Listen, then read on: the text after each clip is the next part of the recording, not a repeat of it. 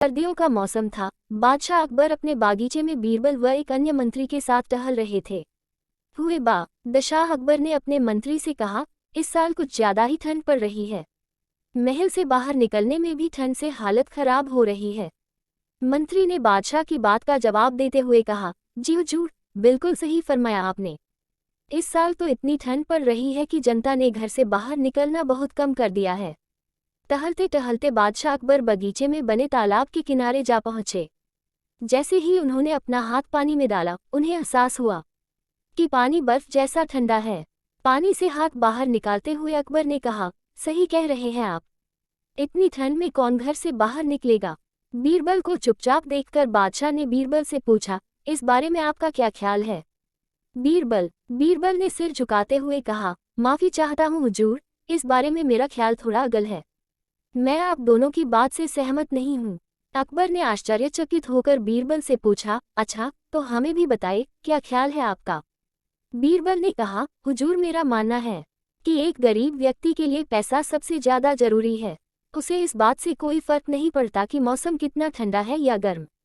अकबर ने हैरान होकर बीरबल से कहा, तो आप यह कह रहे हैं कि इस कड़ाके की सर्दी में भी एक गरीब आदमी कोई भी ऐसा काम करने को तैयार हो जाएगा जिससे उसे पैसा मिल सके। बीरबल ने कहा, जी हुजूर, मैं यही कह रहा हूँ। बादशाह अकबर ने बीरबल को चुनौती देते हुए कहा, तो ठीक है, अगर आपने बर्फ जैसे पानी से भरे इस तालाब में किसी को रात भर खड़ा रखकर इस बात को प्रमाणित कर दिया, तो हम आपके लाए हुए गरीब व्यक्ति को 20 सोने के सिक्के इनाम में देंगे। बादशाह की बात से सहमति जताते हुए बीरबल ने अगले दिन एक गरीब व्यक्ति को पेश करने का वादा किया। अगले दिन सभा में बादशाह अकबर ने बीरबल ने पूछा कि क्या वो किसी को लाए हैं जो तालाब में खड़ा रहकर पूरी रात बिता सके। इस पर बीरबल ने गंगाधर नामक एक गरीब व्यक्ति को दरबार में मौजूद किया और कहा कि यह 20 सोने के सिक्कों के लिए तालाब में पूरी रात बिताने को तैयार है। बादशाह अकबर ने सभा समाप्त करते हुए कहा कि ठीक है, 2 सिपाही इस व्यक्ति की रात भर निगरानी करेंगे। अगले दिन फिर से दरबार लगा और बादशाह ने बीरबल से गंगाधर के बारे में पूछा, बीरबल, कहाँ है आपका मित्र, कितनी देर टिक पाया वो उस बर्फीले पानी में। बीरबल ने कहा, महाराज, वो यही है, मैं उसे दरबार में पेश करने की इजाजत चाहता हूँ। बादशाह की इजाजत मिलते ही बीरबल ने गंगाधर को दरबार में बुलाया। बादशाह अकबर ने गंगाधर को शाबाशी देते हुए कहा, हमें इस बात पर यकीन नहीं हो रहा है कि तुम पूरी रात उस बर्फ जैसे पानी में रहे और आज हमारे सामने सही सलामत खड़े हो। यह तुमने कैसे किया, पूरी सभा को बताओ। गंगाधर ने कहा, महाराज, शुरुआत में तो यह बहुत मुश्किल था, लेकिन कुछ समय बाद मुझे महल की एक खिड़की पर एक दिया जलता नजर आया। उस दिए को देखते हुए मैंने सारी रात बिता दी। बादशाह अकबर ने चौंक कर कहा, यह तो धोखा है, तुमने हमारे महल के जलते दिए की गर्मी से सारी रात बिता ली। फरेबी, तुम्हारे इस धोखे के लिए हम तुम्हें सजा नहीं दे रहे हैं, लेकिन तुम अब इस इनाम के हकदार भी नहीं हो। यह कहते हुए अकबर ने अपने सिपाहियों से गंगाधर को महल से बाहर ले जाने को कह दिया और सभा समाप्त करके अपने कमरे में चले गए। अगले दिन रोज की तरह सभा लगी। जब बादशाह अकबर सभा में आए तो उन्होंने देखा कि सभी दरबारी अपनी अपनी जगह पर मौजूद थे, सिवाय बीरबल के। बादशाह ने एक सिपाही से पूछा कि बीरबल कहाँ है, तो उसने बताया कि वो आज महल नहीं आए हैं। बादशाह ने सिपाही से कहा कि वो तुरंत बीरबल के घर जाए और उन्हें लेकर आए। कुछ समय बाद सिपाही अकेले ही दरबार में लौट आया। बादशाह के पूछने पर सिपाही ने बताया, बीरबल अपने घर में खाना पका रहे हैं और उन्होंने कहा है कि खाना पूरी तरह पक जाने के बाद ही वो दरबार आएंगे। सिपाही की यह बात सुनकर बादशाह सोच में पड़ गए, तब यूं कि आज से पहले कभी भी बीरबल ने महल आने में देर नहीं की थी। अकबर को कुछ संदेह हुआ और उन्होंने बीरबल के घर जाने का निर्णय लिया। जब बादशाह अकबर बीरबल के घर पहुंचे तो उन्होंने देखा कि बीरबल ने एक ऊंची खूंटी पर एक हांडी टांग रखी है और उसके नीचे जमीन पर लकड़ियां जला रखी हैं। बादशाह आश्चर्यचकित हो गए और बीरबल से पूछा कि वह क्या कर रहे हैं। इस पर बीरबल ने जवाब दिया कि वह अपने भोजन के लिए खिचड़ी पका रहे हैं। बादशाह अकबर ने कहा, क्या तुम पागल हो गए हो, यह खिचड़ी कैसे पक सकती है। तुमने हांडी को इतने ऊपर टांग रखा है और आग नीचे जल रही है, ऐसे में खिचड़ी पकने के लिए हांडी तक गर्मी कैसे पहुंचेगी। इस बात पर बीरबल ने बहुत आराम के साथ बादशाह से कहा, क्यों नहीं पहुंचेगी हुजूर। महल की खिड़की पर रखे एक दिए से गंगाधर को गर्मी मिल सकती है, तो मेरी खिचड़ी की हांडी तो फिर भी आग के बहुत नजदीक है। बीरबल की बात सुनकर बादशाह हैरान हो गए और मुस्कुराते हुए कहा, हम तुम्हारी बात अच्छी तरह समझ गए बीरबल। सके बाद उन्होंने गंगाधर को महल में बुलवाया और उसे 20 सोने के सिक्कों का इनाम दिया। बीरबल की चतुराई के लिए उन्होंने बीरबल को भी इनाम दिया।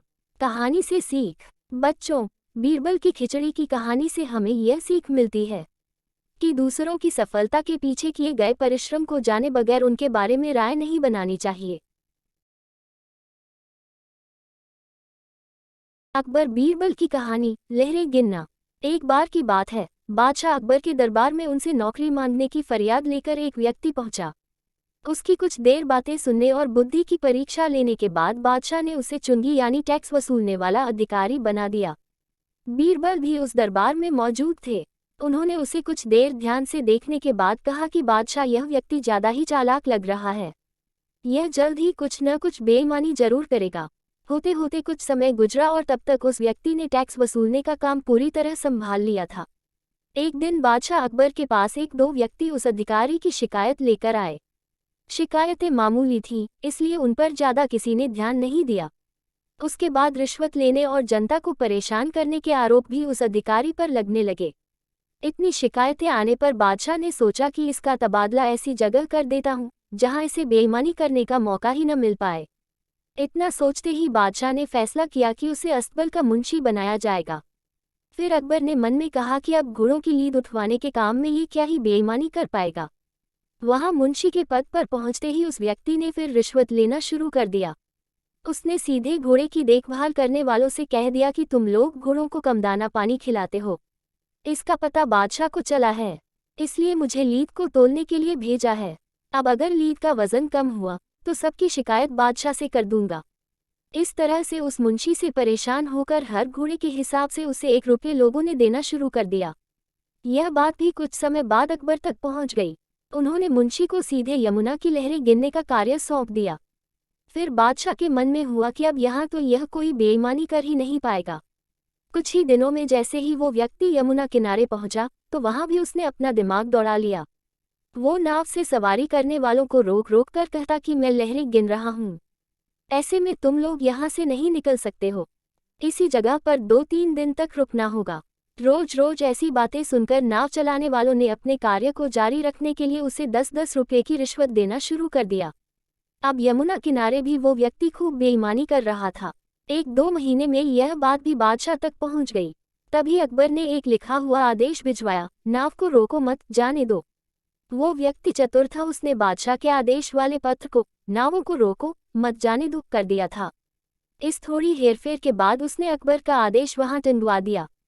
आखिर में उससे परेशान होकर बादशाह ने उसे नौकरी से ही निकाल दिया। तभी बादशाह को बीरबल की बात याद आ गई कि ये आदमी बेईमानी जरूर करेगा। तब उनके मन में हुआ कि मुझे उसे पहली गलती में ही कठोर दंड देना चाहिए था। कहानी से सीख। दुष्ट अपनी दुष्टता और बेईमान अपनी बेईमानी कहीं भी जाने पर नहीं छोड़ता है। अकबर बीरबल की कहानी। चोर की दाढ़ी में तिनका। बच्चों, अकबर और बीरबल की कई कहानियां प्रसिद्ध हैं। यह कहानियां सभी के दिल में अपनी छाप छोड़ने के साथ साथ अच्छी शिक्षा देना का भी काम करती हैं। उन्हीं में से एक है चोर की दाढ़ी में तिनका। एक बार की बात है, बादशाह अकबर की सबसे प्यारी अंगूठी अचानक गुम हो गई थी। बहुत ढूंढने पर भी वह नहीं मिली। इस कारण बादशाह अकबर चिंतित हो जाते हैं और इस बात का जिक्र बीरबल से करते हैं। इस पर बीरबल महाराजा अकबर से पूछते हैं, महाराज, आपने अंगूठी कब उतारी थी और उसे कहाँ रखा था? बादशाह अकबर कहते हैं, मैंने नहाने से पहले अपनी अंगूठी को अलमारी में रखा था और जब वापस आया तो अंगूठी अलमारी में नहीं थी। फिर बीरबल अकबर से कहते हैं, तब तो अंगूठी गुम नहीं, चोरी हुई है और यह सब महल में साफ सफाई करने वाले किसी कर्मचारी ने ही किया होगा। यह सुनकर बादशाह ने सभी सेवकों को हाजिर होने को कहा। उनके कमरे में साफ सफाई करने के लिए कुछ 5 कर्मचारी तैनात थे और पांचों हाजिर हो गए। सेवकों के हाजिर होने के बाद बीरबल ने उन सभी को कहा, महाराज की अंगूठी चोरी हो गई है जो अलमारी में रखी थी। अगर आप में से किसी ने उठाई है तो बता दे, वरना मुझे अलमारी से ही पूछना पड़ेगा।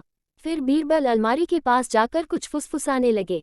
इसके बाद मुस्कुराते हुए पांचों सेवकों से कहा, चोर मुझसे बच नहीं सकता है क्योंकि चोर की दाढ़ी में तिनका है। यह बात सुनकर उन पांचों में से एक ने सबसे नजर बचाकर दाढ़ी में हाथ फेरा, जैसे कि वह तिनका निकालने की कोशिश कर रहा हो। इसी बीच बीरबल की नज़र उस पर पड़ गई और सिपाहियों को तुरंत चोर को गिरफ्तार करने का आदेश दिया। जब बादशाह अकबर ने उससे सख्ती से पूछा तो उसने अपना गुनाह काबूल कर लिया और बादशाह की अंगूठी वापस कर दी। बादशाह अकबर अपनी अंगूठी पाकर बेहद प्रसन्न हुए। चोर की दाढ़ी में तिनका कहानी से सीख। इस कहानी से यह सीख मिलती है कि ताकत की जगह दिमाग का इस्तेमाल करने से हर समस्या का हल मिल सकता है।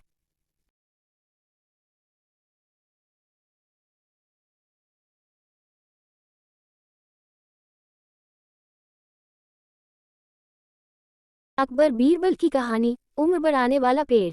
एक समय की बात है जब बादशाह अकबर का परचम पूरे विश्व में फैलने लगा था। उसी दौरान तुर्किस्तान के बादशाह को अकबर की बुद्धिमत्ता की परीक्षा लेने की सूझी। तुर्किस्तान के बादशाह ने अपने दूत को संदेश पत्र देकर कुछ सिपाहियों के साथ दिल्ली रवाना किया। बादशाह ने पत्र में लिखा था, मुझे सुनने में आया है कि भारत में ऐसा पेड़ है जिसके पत्ते को खाकर इंसान की आयु बढ़ाने में मदद मिल सकती है। अगर यह बात सच है तो मेरे लिए उस पेड़ के कुछ पत्ते जरूर भेजें। जब अकबर ने उस पत्र को पढ़ा तो वह सोच में पड़ गए। इस चिंता से उबरने के लिए अकबर ने बीरबल का सहारा लिया। बीरबल की सलाह पर बादशाह अकबर ने तुर्किस्तान से आए सिपाहियों और दूत को कैद करने का आदेश दिया। सिपाही और दूत के कैदखाने में कई दिन बीत जाने के बाद अकबर और बीरबल एक दिन उनसे मिलने गए। अकबर और बीरबल को आते देखकर वो सोचने लगे कि उन्हें रिहाई मिल जाएगी, लेकिन ऐसा नहीं हुआ। बादशाह अकबर जब उनके पास पहुंचे तो उन्होंने दूत से कहा, जब तक इस किले की एक दो ईंट गिर नहीं जाती तब तक आप लोगों को आज़ाद नहीं करेंगे। ऐसा होने तक आप सभी के लिए यहाँ खाने पीने का पूरा इंतजाम किया जाएगा। उद्धरण। इतना कहकर बादशाह अकबर और बीरबल वहां से चले गए। उनके जाने के बाद दूत और सिपाही कैद से निकलने के लिए उपाय सोचने लगे। जब कोई रास्ता नजर नहीं आया तो भगवान से प्रार्थना करने लगे। जल्द ही उनकी प्रार्थना रंग लाए और कुछ दिनों बाद अचानक तेज भूकंप आया और भूकंप के कारण किले का एक भाग टूटकर गिर गया। यह घटना के बाद दूत ने अकबर के पास किले की दीवार गिरने की खबर भिजवाई। यह खबर सुनते ही बादशाह अकबर को अपना वादा याद आया और उन्होंने तुर्किस्तान के दूत व सिपाहियों को दरबार में प्रस्तुत होने का आदेश दिया। उनके दरबार में पहुंचते ही बादशाह अकबर बोले, अब तो आप सबको अपने बादशाह के द्वारा भेजे गए पत्र का उत्तर मिल गया होगा। अगर अब भी आपको समझ नहीं आया है तो मैं समझा देता हूँ। तुम सिर्फ 100 लोग हो और तुम्हारी आह सुनकर किले का एक हिस्सा गिर गया, तो सोचो जिस देश में हजारों लोगों पर अत्याचार होते हैं, उस देश के बादशाह की आयु कैसे बढ़ेगी। लोगों की आह से उसका पतन तो निश्चित है। हमारे भारत देश में किसी गरीब पर अत्याचार नहीं होता, यही होता है आयुवर्धक वृक्ष। उसके कुछ दिन बाद बादशाह ने उन सभी को उनके देश भेज दिया है और रास्ते में होने वाले खर्चे के लिए कुछ पैसे भी दिए। दूत ने तुर्किस्तान पहुंचकर भारत में घटित सारी बात विस्तार से बादशाह को बताए। अकबर बीरबल की बुद्धिमत्ता देखकर तुर्किस्तान के बादशाह ने दरबार में उनकी बहुत प्रशंसा की। कहानी से सीख। इस कहानी से यह सीख मिलती है कि सभी के साथ प्रेम से रहना चाहिए और कमजोर पर अत्याचार नहीं करना चाहिए। साथ ही वही देश तरक्की करता है जहां प्रजा सुखी रहती है।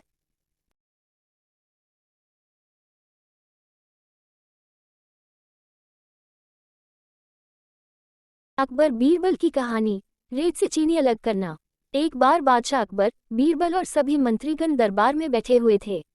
सभा की कार्यवाही चल रही थी।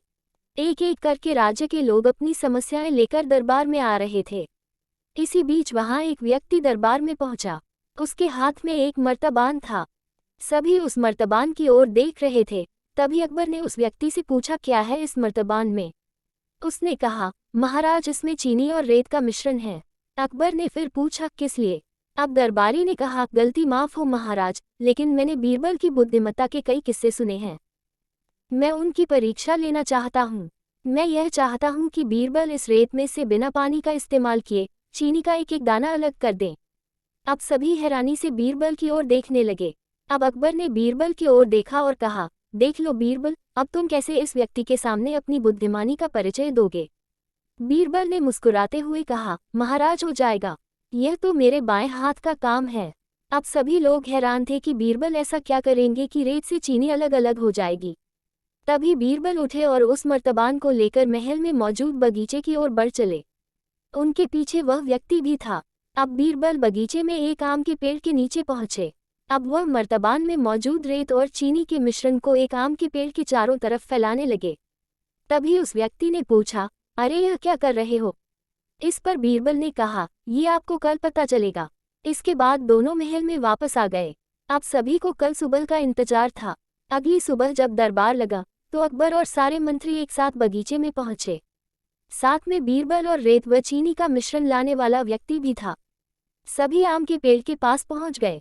सभी ने देखा कि अब वहां सिर्फ रेत पड़ी हुई है।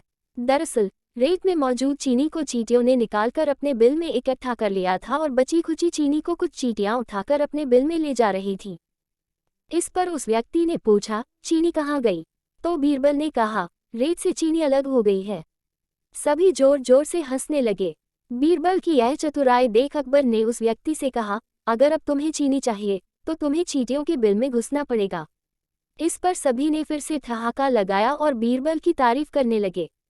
कहानी से सीख, किसी को नीचा दिखाने का प्रयास आपके लिए। अकबर बीरबल की कहानी, बुद्धि से भरा बर्तन। एक बार की बात है, राजा अकबर व उनके प्रिय बीरबल के बीच कुछ मनमुटाव हो गया। इसके चलते राजा ने बीरबल को राज्य से दूर जाने की सजा दे दी।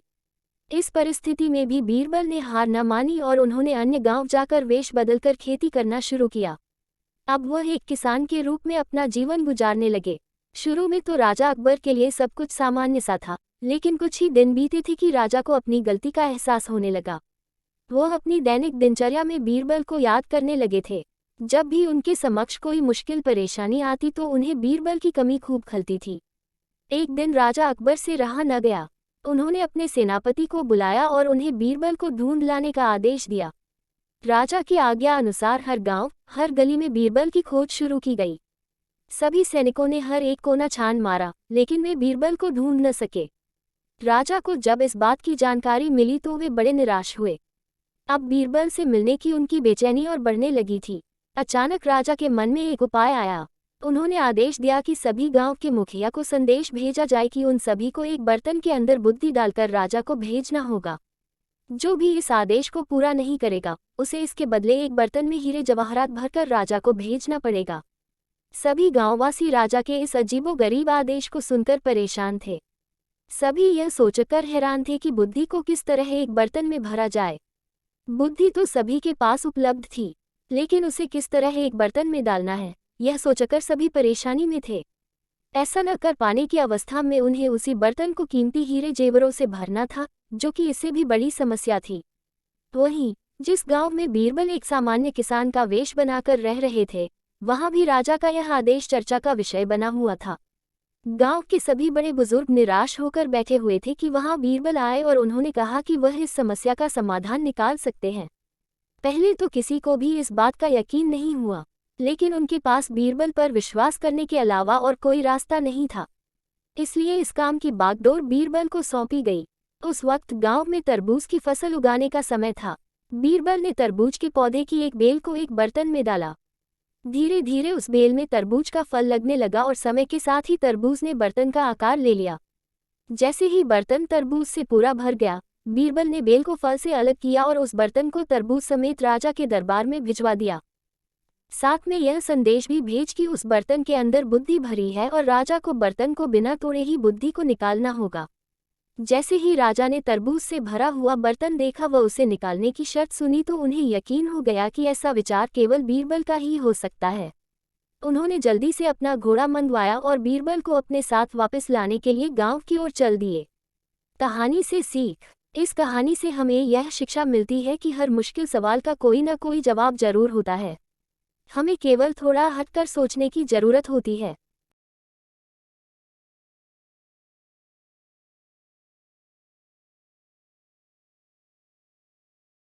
अकबर बीरबल की कहानी, कौन है असली माँ? पूर्ण विराम। एक बार शहंशाह अकबर के दरबार में बहुत ही अजीब मुकदमा आया, जिसने सभी को सोचने पर मजबूर कर दिया। हुआ यूं कि बादशाह अकबर के दरबार में दो महिलाएं रोती हुई पहुंची। उनके साथ में लगभग 2 या 3 साल का सुंदर सा बच्चा भी था। दोनों महिलाएं लगातार रो रही थीं और साथ ही दावा कर रही थीं कि बच्चा उनका है। अब समस्या ये थी कि दोनों शहर के बाहर रहती थीं, जिस कारण उन्हें कोई नहीं जाता था। इसलिए यह बताना मुश्किल था कि उस नन्हे से बच्चे की असली माँ कौन है। अब अकबर बादशाह के सामने मुसीबत आ गई कि न्याय कैसे करे और बच्चा किसको दे। इस बारे में उन्होंने एक एक करके सभी दरबारियों की राय ली, लेकिन कोई भी इस गुत्थी को नहीं सुलझा सका और तभी बीरबल दरबार में पहुंच गए। बीरबल को देखकर बादशाह अकबर की आंखों में मानो चमक आ गई हो। बीरबल के आते ही अकबर ने इस समस्या के बारे में उन्हें बताया। अकबर ने बीरबल से कहा कि अब तुम ही इस समस्या का समाधान करो। बीरबल कुछ सोचते रहे और फिर जल्लाद को बुलाने के लिए कहा। जल्लाद के आते ही बीरबल ने बच्चे को एक जगह बैठा दिया और कहा, एक काम करते हैं, इस बच्चे के 2 टुकड़े कर देते हैं।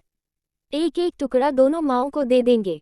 अगर इन दोनों महिलाओं में से किसी एक को यह बात मंजूर नहीं है तो जल्लाद उस महिला के 2 टुकड़े कर देगा। यह बात सुनते ही उनमें से एक महिला बच्चे के टुकड़े करने की बात मान गई और बोली कि उसे आदेश मंजूर है। वो बच्चे के टुकड़े को लेकर चली जाएगी, लेकिन दूसरी महिला बिलक बिलक कर रोने लगी और बोलने लगी, मुझे बच्चा नहीं चाहिए, मेरे 2 टुकड़े कर दो, लेकिन बच्चे को मत काटो, यह बच्चा दूसरी महिला को दे। यह देखकर सभी दरबारी मानने लगे कि जो महिला डर की वजह से रो रही है वही दोषी है। लेकिन तभी बीरबल ने कहा कि जो महिला बच्चे के टुकड़े करने के लिए तैयार है उसे कैद कर लो, वही मुजरिम है। इस बात को सुनकर वह महिला रोने लगी और माफ़ी मांगने लगी, लेकिन बादशाह अकबर ने उसे जेल में डलवा दिया। बाद में अकबर ने बीरबल से पूछा कि तुमको कैसे पता चला कि असली माँ कौन है।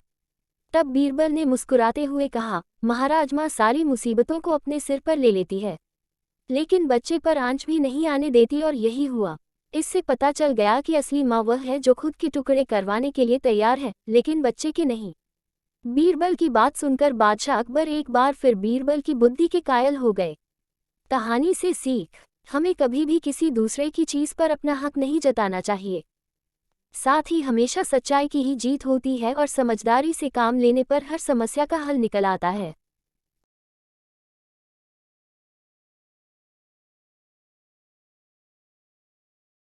अकबर बीरबल की कहानी। अकबर का तोता। बहुत समय पहले की बात है। एक बार अकबर बाजार में भ्रमण पर निकले थे। वहां उन्होंने एक तोता देखा जो बहुत ही प्यारा था। उसके मालिक ने उसे बहुत अच्छी बातें सिखाई थीं। अकबर यही देखकर खुश हो गए। उन्होंने उस तोते को खरीदने का फैसला कर लिया। तोते को खरीदने के बदले अकबर ने मालिक को अच्छी कीमत दी। वो उस तोते को राजमहल लेकर आए। यहाँ पर तोते को लाने के बाद अकबर ने उसे बहुत अच्छे से रखने का फैसला किया।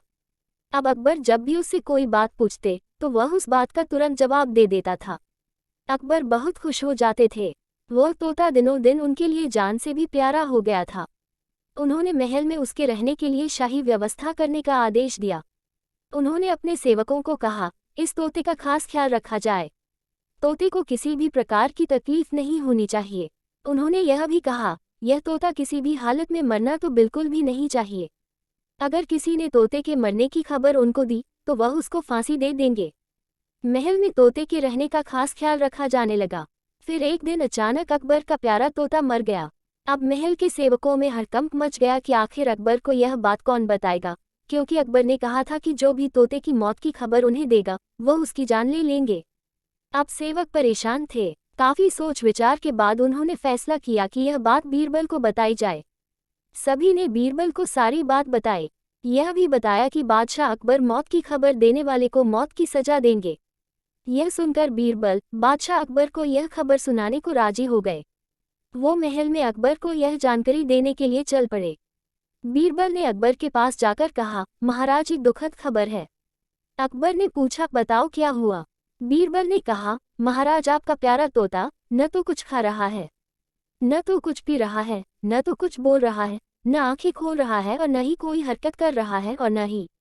अकबर गुस्से में आकर बोले, नहीं क्या, सीधा सीधा क्यों नहीं बोलते कि वो मर गया है। बीरबल ने कहा, हाँ महाराज, लेकिन ये बात मैंने नहीं अपने कही है, इसलिए मेरी जान बख्श दीजिए। अकबर भी कुछ न बोल सके। इस तरह बीरबल ने बड़ी सूझबूझ से अपनी और अपने सेवकों की जान बचा ली। कहानी से सीख, मुश्किल समय में घबराना नहीं चाहिए, बल्कि समझदारी से काम लेना चाहिए। दिमाग का इस्तेमाल करके किसी भी समस्या का हल निकाला जा सकता है।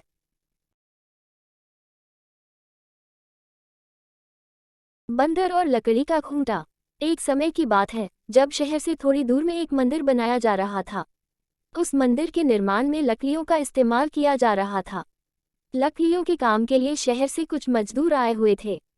एक दिन मजदूर लकड़ी चीर रहे थे। सारे मजदूर रोज दोपहर का खाना खाने के लिए शहर जाया करते थे। उस दौरान 1 घंटे तक वहां कोई भी नहीं रहता था। एक दिन दोपहर के खाने का समय हुआ तो सभी जाने लगे। एक मजदूर ने लकड़ी आधी ही चीर थी, इसलिए वह बीच में लकड़ी का खूंटा फंसा देता है ताकि दोबारा चीरने के लिए आरी फंसाने में आसानी हो। उनके जाने के कुछ समय बाद बंदरों का एक समूह वहां आ जाता है। उस समूह में एक शरारती बंदर था जो वहां पड़ी चीजों को उल्टा पुल्टा करने लगा। बंदरों के सरदार ने सभी को वहां रखी चीजों को छेड़ने से मना किया। कुछ समय बाद सारे बंदर पेड़ों की तरफ वापस जाने लगे तो वह शरारती बंदर सबसे बचकर पीछे रह जाता है और उधम मचाने लगता है। शरारत करते करते उसकी नज़र उस अधरे लकड़ी पर पड़ती है जिस पर मजदूर ने लकड़ी का खूंटा लगाया था। खूंटे को देखकर बंदर सोचने लगा कि उस लकड़ी को वहां पर क्यों लगाया है, उसे निकालने पर क्या होगा। फिर वह उस खूंटे को बाहर निकालने के लिए खींचने लगता है। बंदर के अधिक जोर लगाने पर वह खूंटा हिलने और खिसकने लगता है, जिसे देखकर बंदर खुश होता है और जोर लगाकर उस खूंटे को सरकाने लगता है। वह खूंटे को निकालने में इतना मगन हो जाता है कि उसे पता ही नहीं चलता कि कब उसकी पूंछ दोनों पाटों के बीच में आ गई। बंदर पूरी ताकत के साथ खूंटे को खींचकर बाहर निकाल देता है। खूंटा निकलते ही लकड़ी के दोनों भाग चिपक जाते हैं और उसकी पूंछ बीच में फंस जाती है। पूंछ के फंसने पर बंदर दर्द के मारे चिल्लाने लगता है और तभी मजदूर भी वहां पहुंच जाते हैं। उन्हें देखकर बंदर भागने के लिए जोर लगाता है तो पूंछ टूट जाती है। वह चीखते हुए टूटी पूंछ लेकर भागता हुआ अपने झुंड के पास पहुंच जाता है। वहां पहुंचते ही सभी बंदर उसकी टूटी हुई पूंछ देखकर हंसने लगते हैं। कहानी से सीख। इस कहानी से हमें यह सीख मिलती है कि हमें न तो दूसरों की चीज़ों के साथ छेड़छाड़ करनी चाहिए और न ही उनके काम में दखलंदाजी करनी चाहिए। ऐसा करने से हमें ही नुकसान होता है। अकबर बीरबल की कहानी, धोखेबाज काजी। एक बार की बात है, मुगल दरबार में बादशाह अकबर अपने दरबारियों के साथ किसी मुद्दे पर चर्चा कर रहे थे। उसी समय वहां एक किसान अपनी फरियाद लेकर आया और बोला, महाराज न्याय करो, मुझे इंसाफ चाहिए। यह सुनकर बादशाह अकबर बाले कि क्या हुआ। किसान बोला, महाराज मैं एक गरीब किसान हूँ। कुछ समय पहले मेरी पत्नी का निधन हो गया और अब मैं अकेला रहता हूँ। मेरा मन किसी भी काम में नहीं लगता है, इसलिए एक दिन मैं काजी साहब के पास गया। उन्होंने मन की शांति के लिए मुझे यहाँ से काफ़ी दूर स्थित एक दरगाह में जाने के लिए कहा। उनकी बात से प्रभावित होकर मैं दरगाह जाने के लिए तैयार हो गया, लेकिन साथ ही मुझे इतने वर्षों तक मेहनत करके कमाए सोने के सिक्कों के चोरी होने की चिंता सताने लगी। जब मैंने यह बात काजी साहब को बताई तो उन्होंने कहा कि वह सोने के सिक्कों की सुरक्षा करेंगे और उसके वापस आने पर लौटा देंगे। इस पर मैंने सभी सिक्के एक थैली में डालकर उन्हें दे दिए। एहतियात के तौर पर काजी साहब ने मुझे थैली पर मुहर लगाने को कहा। बादशाह अकबर बाले, अच्छा तो फिर क्या हुआ? किसान ने कहा, महाराज मैंने मुहर लगाकर थैली उन्हें दे दी और दरगाह के दर्शन करने यात्रा पर चला गया। जब कुछ दिनों बाद वापस आया तो काजी साहब ने थैली वापस दे दी। मैं थैली लेकर घर लौटा और उसे खोला तो उसमें सोने के सिक्कों की जगह पत्थर थे। मैंने इस बारे में काजी साहब से पूछा तो उन्होंने गुस्से में कहा कि तुम मुझ पर चोरी का इल्जाम लगाते हो। इतना कहकर उन्होंने अपने नौकरों को बुलाया और मुझे मार मार कर वहां से भगा दिया। किसान ने रोते हुए कहा, महाराज मेरे पास जमा पूंजी के नाम पर बस वही सोने के सिक्के थे, मेरे साथ न्याय करें महाराज। किसान की बात सुनकर बादशाह अकबर ने बीरबल को मामला सुलझाने के लिए कहा। बीरबल ने किसान के हाथों से थैली लेकर उसे अंदर से देखा और महाराज से थोड़ा सा समय मांगा। शहंशाह अकबर ने बीरबल को 2 दिन का समय दिया। घर जाकर बीरबल ने एक फटा हुआ कुर्ता अपने नौकर को दिया और कहा, इसे अच्छी से रफू करवा कर लाओ। नौकर कुर्ता लेकर चला गया और कुछ देर बाद उसे रफू करवा कर वापस आ गया। बीरबल कुर्ते देखकर खुश हो गए। कुर्ता इस प्रकार से रफू किया गया था कि मानो फटा ही न हो। यह देखकर बीरबल ने नौकर से उस दर्जी को बुलाकर लाने को कहा। नौकर कुछ ही देर में दर्जी को लेकर आ गया। बीरबल ने उससे कुछ पूछा और वापस भेज दिया। अगले दिन बीरबल दरबार पहुंचे और सैनिक से काजी व किसान दोनों को दरबार में लेकर आने का आदेश दिया। कुछ ही देर में सैनिक काजी व किसान को साथ ले आया। इसके बाद बीरबल ने सैनिक से दर्जी को भी बुलाने के लिए कहा। यह सुनते ही काजी के होश उड़ गए। दर्जी के आते ही बीरबल ने उससे पूछा, क्या काजी ने तुम्हें कुछ सिलने के लिए दिया था? दर्जी ने कहा, कुछ महीने पहले मैंने इनकी सिक्कों वाली थैली को सिया था। इसके बाद जब बीरबल ने जोर देकर काजी से पूछा तो उसने डर के मारे सब कुछ सच सच बता दिया। काजी ने कहा, महाराज, मैं एक साथ इतने सारे सोने के सिक्के देखकर लालची हो गया था, मुझे माफ कर दो। बादशाह अकबर ने काजी को आदेश दिया कि वह किसान को उसके सोने के सिक्के लौटाए और साथ ही काजी को 1 वर्ष कारावास की सजा सुनाई। इसके बाद एक बार फिर सभी ने बीरबल की बुद्धि की भूरी भूरी प्रशंसा की। कहानी से सीख, कभी लालच नहीं करना चाहिए और न ही किसी के साथ अकबर बीरबल की कहानी। अकबर बीरबल के सवाल जवाब। बहुत समय पहले भारत में महान मुगल सम्राट हुआ करते थे, जिन्हें बादशाह अकबर के नाम से जाना जाता था। अकबर के शासन में नवरत्न थे, जिनमें से चतुर बीरबल भी शामिल थे।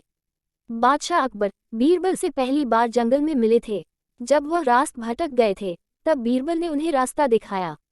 उस समय बीरबल को महेशदास नाम से जाना जाता था। अकबर ने महेशदास का नाम बदलकर बीरबल रख दिया था। साथ ही बीरबल को विशेष सलाहकार के तौर पर अपने दरबार में नियुक्त किया था। क्योंकि बीरबल अधिक बुद्धिमान थे, वह अपने ज्ञान और चतुराई से हर सवाल और उलझन का हल निकाल दिया करते। बीरबल बेहद कम समय में महाराजा अकबर के चहेते सलाहकार बन गए थे। इस बात से उनके सभा के अन्य मंत्री और महामंत्री बीरबल से जला करते थे। यह जलन उनके साले मानसिंह को भी थी। इसलिए एक दिन मानसिंह ने बीरबल की परीक्षा लेनी चाहिए। उन्होंने बीरबल से 3 सवाल पूछने चाहे। महाराज अकबर ने भी बीरबल की परीक्षा लेने की अनुमति दे दी। आसमान में कितने तारे हैं? मानसिंह का पहला सवाल था कि यह पहला सवाल था। यह सवाल सुनकर बीरबल से जलने वाले अन्य दरबारियों को खुशी होने लगी। महाराजा अकबर भी सोचने लगे कि क्या बीरबल इसका जवाब दे पाएंगे। बीरबल ने मुस्कुराते हुए कहा, इसका जवाब तो बहुत ही आसान है, और दरबार में एक भेड़ को लाकर कहा, जितने इस भेड़ में बाल हैं, उतने ही आसमान में तारे हैं। अगर मानसिंह जी को अभी भी संदेह है, तो भेड़ के बाल और आसमान के तारे गिनकर तुलना कर सकते हैं। बीरबल की चतुराई देखकर बादशाह अकबर मुस्कुराए और कहा, क्यों मानसिंह जी, आप गिनकर तुलना करना चाहते हैं? धरती का केंद्र कहाँ है? मानसिंह का अगला सवाल सुनकर बीरबल ने तुरंत जवाब दिया, जहाँ आप खड़े हैं, वही धरती का केंद्र है। महाराजा अकबर और अन्य दरबारी बीरबल के जवाब को समझ नहीं पा रहे थे। फिर जहाँ मानसिंह खड़े थे, वहाँ बीरबल ने एक रेखा खींचकर लोहे की छड़ी गाड़ दी और कहा, यही धरती का केंद्र है। अगर किसी को मेरी बात पर यकीन न हो, तो वह खुद धरती को माप सकता है। बीरबल की चतुराई देखकर मानसिंह सोच में पड़ गए थे। फिर मानसिंह ने एक पहेली को सुलझाने के लिए कहा। मानसिंह का तीसरा सवाल, एक परख है सुंदर मूरत, जो देखे वो उसी की सूरत। फिक्र पहेली पाई न, बोझन लागा आई न। बीरबल पहेली को दोहराते हुए उसके बारे में गौर से सोचने लगे। काफी सोचने के बाद बीरबल कहते हैं, यह तो बहुत ही आसान पहेली है। मानसिंह जी, इसका उत्तर तो पहेली में ही है। इसका उत्तर आईना है, जिसमें आईने के सामने खड़ा इंसान एक सुंदर मूरत है। आईने में उसे अपनी सूरत दिखाई देती है। बीरबल ने मानसिंह के सभी सवालों का जवाब बड़े चतुराई से दिया। यह देखकर बादशाह अकबर बहुत खुश हुए और मानसिंह से कहा, क्यों मानसिंह जी, आपको आपके सवालों का जवाब मिल गया ना? अकबर बीरबल की कहानी से सीख। इस कहानी से यह सीख मिलती है कि किसी भी सवाल का जवाब दिया जा सकता है। बस अपने दिमाग पर भरोसा होना चाहिए और संयम से काम लेना चाहिए। अकबर बीरबल की कहानी। सारा जग बेईमान। बादशाह अकबर और बीरबल हमेशा की ही तरह एक श्रेष्ठ दिन बैठकर अपनी प्रजा के बारे में बात कर रहे थे। बातों ही बातों में बादशाह ने कहा कि बीरबल, तुम्हें पता है हमारी प्रजा बेहद ईमानदार है। इसका जवाब बीरबल ने ये कहते हुए दिया कि बादशाह सलामत, किसी भी राज्य में लोग पूरी तरह से ईमानदार नहीं होते हैं। सारा जग ही बेईमान है। बादशाह को बीरबल की यह बात पसंद नहीं आई। उन्होंने पूछा, बीरबल, तुम ये कैसी बात कर रहे हो? बीरबल ने उत्तर दिया कि मैं एकदम सत्य कह रहा हूँ। आप चाहो तो मैं अपनी बात अभी साबित कर सकता हूँ। इतना आत्मविश्वास देखकर बादशाह बोले, ठीक है, जाओ तुम अपनी बात को सच साबित करके दिखाओ। बादशाह अकबर से इजाजत मिलते ही बीरबल पूरी प्रजा की बेईमानी बाहर लाने के लिए तरकीब सोचने लगे। उनके मन में हुआ कि लोग खुलकर बेईमानी नहीं करते हैं, इसलिए कुछ अलग करना होगा। यह सोचते ही उन्होंने पूरे राज्य में यह ऐलान कर दिया कि बादशाह एक बड़ा सा भोज करना चाह रहे हैं। उसके लिए वो चाहते हैं कि पूरी जनता अपना योगदान दे। बस आप लोगों को ज्यादा कुछ नहीं, एक लोटा दूध पतीले में डालना होगा। इतना ही प्रजा की तरफ से काफी है। इस बात का ऐलान करवाने के बाद जगह जगह पर 1-2 बड़े बड़े पतीले रखवा दिए गए। इतना बड़ा पतीला और राज्य की जनसंख्या को ध्यान में रखते हुए समय लोगों ने शुद्ध दूध डालने के बजाय पानी मिला हुआ दूध डाला। किसी किसी ने तो सिर्फ पानी ही डाल दिया। हर किसी के मन में यही होता था कि सामने वाले ने तो दूध ही डाला होगा। अगर मैं पानी या पानी मिला हुआ दूध डाल दूंगा तो क्या ही हो जाएगा। शाम तक पतीलों में दूध इकट्ठा हो गया। बीरबल अपने साथ बादशाह अकबर और कुछ रसोइयों को उन जगहों पर ले गए जहां पतीले रखे गए थे। बादशाह ने जिस भी पतीले में देखा तो दूध नहीं, सिर्फ सफेद पानी ही दिखा। रसोइयों ने भी कहा कि महाराज, ये दूध नहीं है, ये सारा पानी ही है। इसमें मुश्किल से आधे से एक लोटा दूध होगा, जिसकी वजह से इसका रंग हल्का सफेद है, वरना ये पानी से ज्यादा कुछ नहीं। इन सारी चीजों को देखकर बादशाह अकबर हैरान हो गए। उनके मन में हुआ कि मैं तो सबको ईमानदार समझता था, लेकिन बीरबल की ही बात सच निकली। उन्होंने बीरबल को कहा कि तुम ठीक ही कहते थे, मुझे हकीकत समझ आ गई है। इतना कहते हुए बादशाह, बीरबल और रसोइये वापस महल आ गए। कहानी से सीख, किसी पर भी अंधा भरोसा नहीं करना चाहिए। मौका मिलने पर लोग बेईमानी करने से चूकते नहीं हैं। अकबर बीरबल की कहानी, सारा जग बेईमान। बादशाह अकबर और बीरबल हमेशा की ही तरह एक श्रेष्ठ दिन बैठकर अपनी प्रजा के बारे में बात कर रहे थे। बातों ही बातों में बादशाह ने कहा कि बीरबल, तुम्हें पता है हमारी प्रजा बेहद ईमानदार है। इसका जवाब बीरबल ने ये कहते हुए दिया कि बादशाह सलामत, किसी भी राज्य में लोग पूरी तरह से ईमानदार नहीं होते हैं, सारा जग ही बेईमान है। बादशाह को बीरबल की यह बात पसंद नहीं आई। उन्होंने पूछा, बीरबल, तुम ये कैसी बात कर रहे हो? बीरबल ने उत्तर दिया कि मैं एकदम सत्य कह रहा हूँ। आप चाहो तो मैं अपनी बात अभी साबित कर सकता हूँ। इतना आत्मविश्वास देखकर बादशाह बोले, ठीक है, जाओ तुम अपनी बात को सच साबित करके दिखाओ। बादशाह अकबर से इजाजत मिलते ही बीरबल पूरी प्रजा की बेईमानी बाहर लाने के लिए तरकीब सोचने लगे। उनके मन में हुआ कि लोग खुलकर बेईमानी नहीं करते हैं, इसलिए कुछ अलग करना होगा। यह सोचते ही उन्होंने पूरे राज्य में यह ऐलान कर दिया कि बादशाह एक बड़ा सा भोज करना चाह रहे हैं। उसके लिए वो चाहते हैं कि पूरी जनता अपना योगदान दे। बस आप लोगों को ज्यादा कुछ नहीं, एक लोटा दूध पतीले में डालना होगा। इतना ही प्रजा की तरफ से काफी है। इस बात का ऐलान करवाने के बाद जगह जगह पर एक दो बड़े बड़े पतीले रखवा दिए गए। इतना बड़ा पतीला और राज्य की जनसंख्या को ध्यान में रखते हुए समय लोगों ने शुद्ध दूध डालने के बजाय पानी मिला हुआ दूध डाला। किसी किसी ने तो सिर्फ पानी ही डाल दिया। हर किसी के मन में यही होता था कि सामने वाले ने तो दूध ही डाला होगा। अगर मैं पानी या पानी मिला हुआ दूध डाल दूंगा तो क्या ही हो जाएगा। शाम तक पतीलों में दूध इकट्ठा हो गया। बीरबल अपने साथ बादशाह अकबर और कुछ रसोइयों को उन जगहों पर ले गए जहां पतीले रखे गए थे। बादशाह ने जिस भी पतीले में देखा तो दूध नहीं, सिर्फ सफेद पानी ही दिखा। रसोइयों ने भी कहा कि महाराज, ये दूध नहीं है, ये सारा पानी ही है। इसमें मुश्किल से आधे से एक लोटा दूध होगा, जिसकी वजह से इसका रंग हल्का सफेद है, वरना ये पानी से ज्यादा कुछ नहीं। इन सारी चीजों को देखकर बादशाह अकबर हैरान हो गए।